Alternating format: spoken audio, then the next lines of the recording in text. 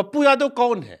भाई पप्पू यादव एक सेवक है जो मुझे मेरे इंटरनल खुशी हमको जहां से मिलती है, जहां से एक अच्छी लाइफ जीने में और मुस्कुराहट मुझ आप हमको एक बात बताइए, कोरोना में यदि हम 10,000 लाश उठाए तो हम ये सोच के तो नहीं उठाए थे कि हमको जिंदा रहना है। कौन है पप्पू यादव, इसी से समझ लीजिए। हम तो मरने के लिए गए थे। यदि कोरोना में 7 करोड़ का रेमडेसिविर हम दुनिया को दिए और हर अस्पताल में गए और मेरी गिरफ्तारी हुई अंत में नेताओं के अस्पताल जाने के कारण और रूढ़ी के एम्बुलेंस निकालने के कारण, मैंने 167 एम्बुलेंस रूढ़ी के घर से निकाला था खुद जा करके। और मैं उस अस्पताल गए थे जहां पर कोरोना के पेशेंट से 7 लाख रुपया छीने लिए जाते थे, मैं उसको बंद किया तो मेरी गिरफ्तारी हुई। उसका दुनिया तारीफ किया आपका। मैंने कहा कि पप्पू का नाम मतलब क्या था, बाढ़ में हमको ब्लड का इन्फेक्शन हो गया, डॉक्टर ने कहा मर जाइएगा, हमने 9 महीना अपने घर को छोड़ दिया।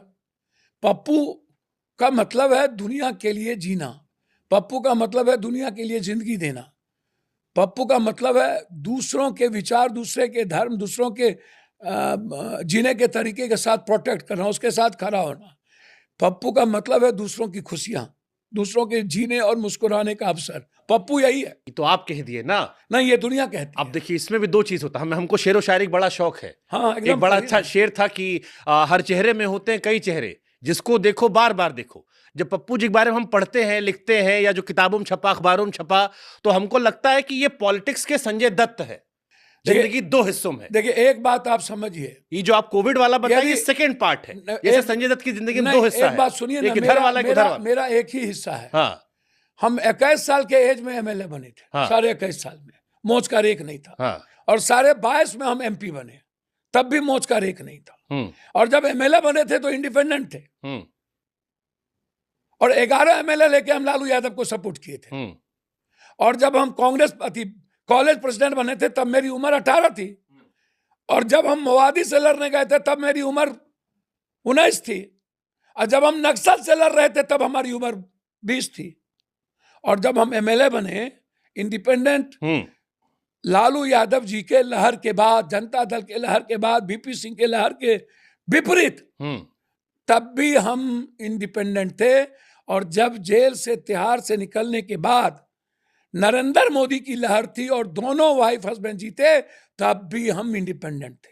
ये फैक्ट है, ये सच है। और 7 बार में 5 बार इंडिपेंडेंट एमपी एमएलए रहे और 2 बार यदि हम किसी पार्टी से रहे तो मैं था, इसीलिए पार्टी जीती, पार्टी से हम नहीं जीते। 7 बार जनता ने जिताया। इसलिए पप्पू का एक ही चरित्र है, एक ही कैरेक्टर है।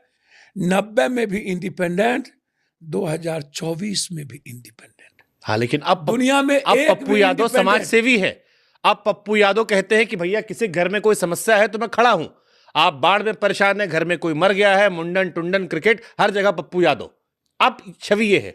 लेकिन पिछला वाला देखते तो लड़का लोग डर जाता है, कहता है यार 17 साल आप जेल के अंदर रह के आए। सर मैं वही बात आपसे कह रहा हूं।